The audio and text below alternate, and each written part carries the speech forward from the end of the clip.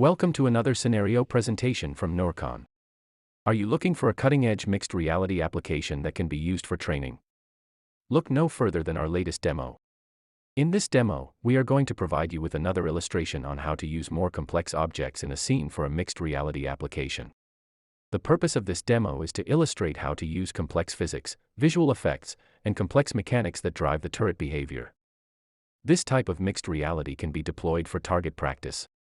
This can be used for creating complex scenarios in a military application to prepare troops for combat.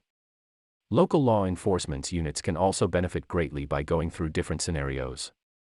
Some examples can be specialized skills training, strategic training and planning, tactical training, and much more. Here, you can see that we have a complex holographic object representing a turret. It is programmed to track an object, represented by the red sphere, that travels on a pre-programmed path in the scene. The user can launch 3 different types of missiles.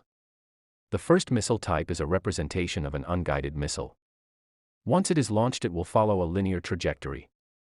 The second missile type is a representation of a guided missile. The guided missile behaves as a heat-seeking missile. When launched, it will always hit the target object from the rear or from the side depending on the location of the target and the direction of the launch.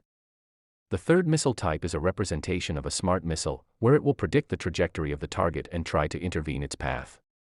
This could be from any direction, based on the position of the target and the direction of the launch. Thank you for watching. For more information on mixed reality applications and how it can benefit your organization, please visit us at www.noorcon.com or send us an email at sales@noorcon.com.